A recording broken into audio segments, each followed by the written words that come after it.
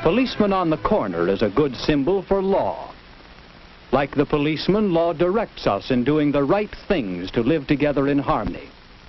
And law forbids us from doing the wrong things that tend to destroy that social harmony. But law is more than the policeman on the corner, more than the courthouse where our laws are enforced, more than the jail where lawbreakers are punished. Law is one of three forms of social control which regulate our daily lives. Custom, what we usually do. Moral code, what we should do. And law, what we must do. Now, just how do these social controls affect us? Well, in the teen canteen in our town, we'll find part of the answer to that question. You see, the canteen is always busy early in the evening, but on weeknights the crowd thins out gradually. So when the clock approaches closing time, things quiet down in a hurry. The club has its own laws about closing and the members obey them. After closing time, you won't find anyone there, except for the three members whose turn it is to clean up. But did I say three? Just us, Betty? Aren't there always three on the cleanup committee? Yes. I wonder who's missing. If it's that Jack McGregor again. It is. I've heard he always ducks out early. It's bad enough with three to clean out, but only two. And he's supposed to be business manager of the canteen. You know, Betty, I'm going to bring this up at the business meeting tomorrow. I'll show that Jack McGregor. I meant to tell you and Betty, honest, Jane. My dad insisted that I be in the house by 11 o'clock. Can't you explain to him?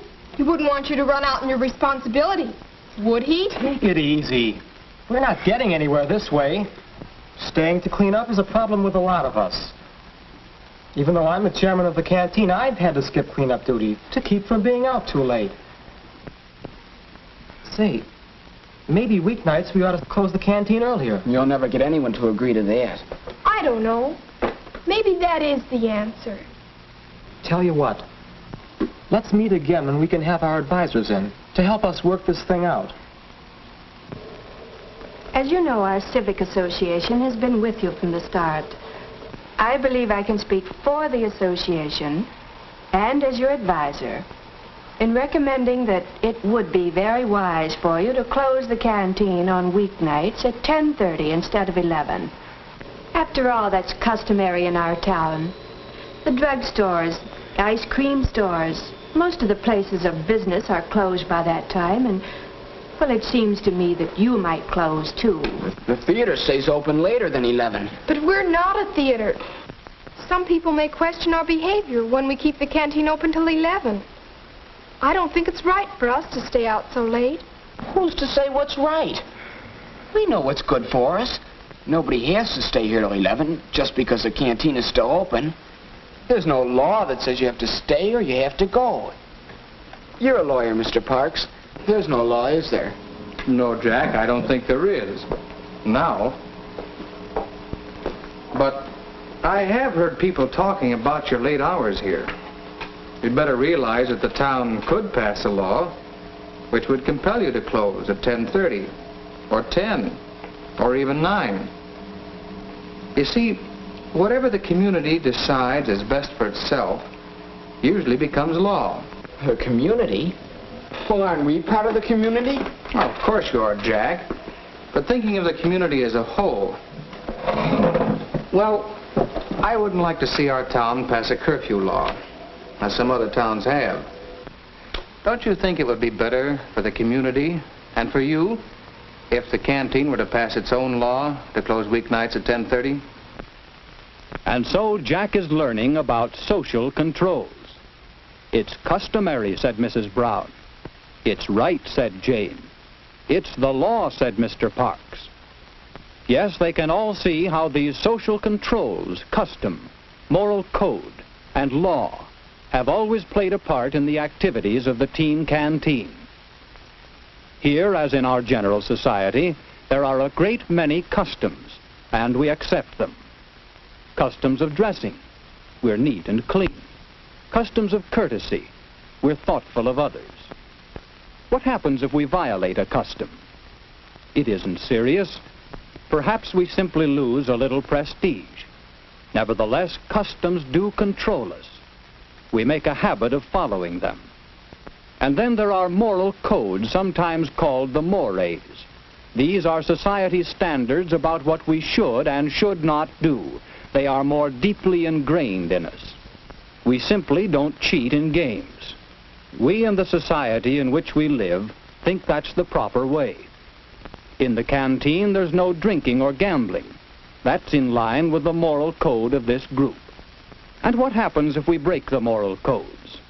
Well, anyone who breaks these loses social status. He no longer belongs. He's an outcast. And then there's law. Let's return to that business meeting where a new law or rule has been under consideration. It seems we have 4 good reasons for setting the closing time of the canteen at 10:30 on weeknights. For the convenience of the cleanup committee, we need an earlier closing hour. Then there's the custom in the town. And some feel that it's not right for us to stay out late. Finally, we want to be sure that we stay within the laws of the town so that we can continue to govern ourselves without outside interference. With all these reasons, I'm sure the majority of canteen members will vote for 10:30 closing. What do you say? I think it's the only thing to do. I'll agree. Well, we're only advisors. You make your own laws. But I think you'll find that your new law is a good law. Law is a whole body of rules for our conduct made by representatives of the people and enforced by established means. We all know that there are many don'ts in the laws we make.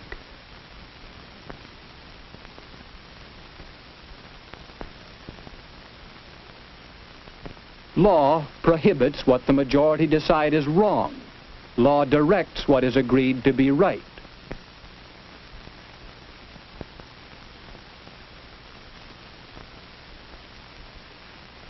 Laws require you to go to school so that you and society will benefit, and laws provide the schools for you to attend. Thus, every day you come in contact with social controls, with custom, with moral code, and with law. Suppose this were you. What social controls affect you?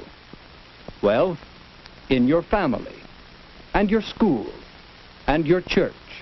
In your whole community, there are customs and moral codes which guide your actions. Many of these customs and mores are enacted into formal laws. The town or city in which you live has laws which control you. There are state laws passed and enforced by state governments. And the federal government in your name makes laws which affect you. And we are hopefully working toward a still higher level of law, the law of nations united for world peace. You are guided by all these laws and controls.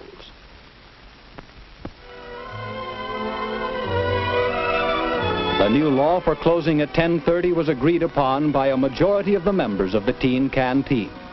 It's a good law because it agrees with the customs, the moral codes, and the laws of this group and of this community. In a democracy, such laws and social controls belong to the people who live under them. These laws are yours, to make wisely, to change intelligently, to understand and live by.